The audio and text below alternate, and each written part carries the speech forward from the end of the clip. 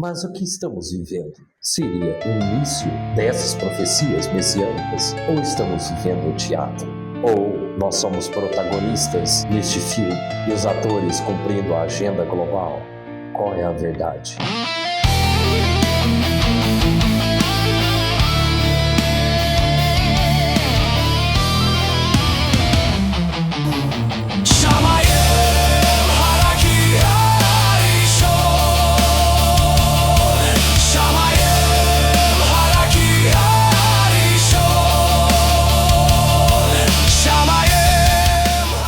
Eu vou estar respondendo de uma forma mais profunda sobre visão também dentro da Kabbalah sobre a reencarnação de Mashiach, segundo a Kabbalah. Essas centelhas de Mashiach, nessa era messiânica, como foi profetizada pelos profetas, eu tenho uma visão mais ampla do que é Mashiach. Como sabemos que Mashiach também não é só um homem profetizado dentro da Torá, mas sim também um efeito, uma era contagiosa de conhecimento e sabedoria, que seriam praticamente partículas, ou seja, fagulhas de Mashiach que espalhariam sobre a face da terra e traria na consciência humana um nível de conhecimento e sabedoria muito elevado. Isto também é entendido que nós vemos nos dias atuais como tem se propagado o conhecimento de uma forma muito profunda. Várias e várias pessoas têm se conectado à sabedoria, ao conhecimento elevado. Então, isso já indica uma luz vermelha de que a era messiânica já está acontecendo e de que essas fagulhas divinas já estão entre nós. Então, eu já tenho uma visão mais ampla de Mashiach. Quem preservar a Torá, cumprindo a Torá e buscando um caminho reto, esses terão o mérito de receber essa fagulha divina. Tem várias perguntas. Qual é a relação entre Mashiach e as figuras bíblicas como David HaMelech, Moshe Rabbeinu e Yosef Hatzadik? Sim.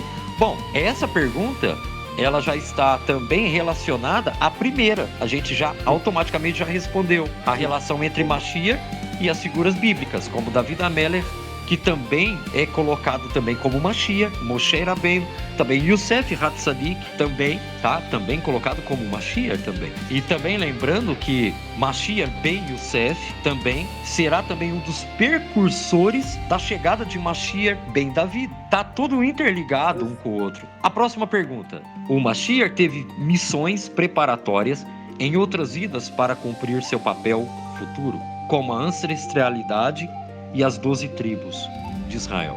Entendeu a pergunta? É uma pergunta de um nível bem elevado. O Mashiach ele teve missões do passado, sim, preparatórias para esse ano vindouro, para essa era vindoura que chegamos, essa era messiânica, para ele poder cumprir o papel futuro dele, que é o futuro agora, porque Mashiach, o espírito, Ruach de Mashiach, não só descerá nessa era agora, mas também anteriormente ele foi preparado sim em vidas anteriores. Isso é trazido pela própria Kabbalah, pelo Zohar, traz esse assunto. Agora a próxima pergunta. A outra pergunta é: de qual tribo hebraica descende o Mashiach? E sempre da tribo de Yehudá, de Judá? Essa é uma outra pergunta. De qual tribo hebraica descende o Mashiach? A descendência de Mashiach também vem da linhagem pura, sacerdotal, de Mashiach ben Yosef e Mashiach ben David. É uma linha sacerdotal. Então, a linhagem de Mashiach é a linhagem davídica. E, por incrível que pareça, a linhagem davídica é uma linhagem... Se Mashiach hoje chegasse, como esse mundo se transformou num mundo democrático, né? Os países democráticos, mas Mashiach não é democrático. Por quê? Porque Mashiach sentará num trono, ele vem de uma linhagem de reis. Então não tem nada a ver com... Eu tive respondendo a algumas pessoas sobre isso. Não tem nada a ver com democracia, com política, não tem nada a ver. Porque o reinado do Mashiach é um reinado de um descendente de uma linhagem davídica, de reis. Então não tem nada a ver com democracia. Mas na próxima pergunta. Alguma linhagem genética ou espiritual preservada até hoje que aponta para a sua identidade? Olha a pergunta. A gente está aqui fazendo um bate-bola várias perguntas aqui sobre Mashiach e a era messiânica.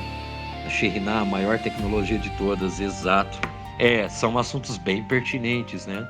Bom, pessoal, tenho mais perguntas aqui, daqui a pouco a gente vai estar respondendo no chat. A gente tem várias perguntas aqui feitas pelo Aron, tá? Pelo Gustavo. O Gustavo deixou várias perguntas aqui, muitas pertinentes, principalmente sobre a era messiânica, sobre Mashiach. Olha aqui que interessante, eu vou estar respondendo. Ó. Tem duas perguntas aqui no chat, interessante aqui. Yadá Even perguntou: pode haver dois Mashiach ou uma só alma com duas fases? A Kabbalah ela nos instrui que antes de Mashiach ben Davi chegar, Mashiach ben Yosef, ele chegará antes para abrir caminhos para Mashiach ben Davi, ok? Bom, mas tudo isso tem vistos para o reinado de Mashiach. Só que tem algo muito mais profundo aí, tá? O Zohar, ele traz uma explanação sobre esse assunto. O Aron perguntou aqui: qual o papel da linhagem davídica ao reconhecimento do Mashiach? Tecnologia e era messiânica. Qual o papel da linhagem davídica no reconhecimento do Mashiach? O papel da linhagem davídica para ser reconhecido como Mashiach, 100%. É uma forma também de Mashiach ser propagado, né, no mundo inteiro através da tecnologia. Sim, só que tem um pequeno detalhe: existem os dois lados. A gente tem que entender que aonde há Kedushá, há Tumá, e aonde há Tumá, há Kedushá. Existem os dois lados.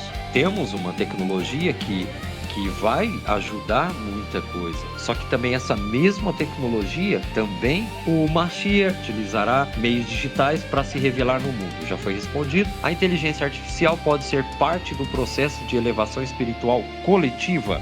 Poderia falar dos preparativos para o terceiro templo em Israel e a escolha de um rabino pelo Instituto do Templo. Eu vi isso também. Eu vi essa matéria, tá, Mona Lisa? Eu vi esse assunto também nas redes sociais aí.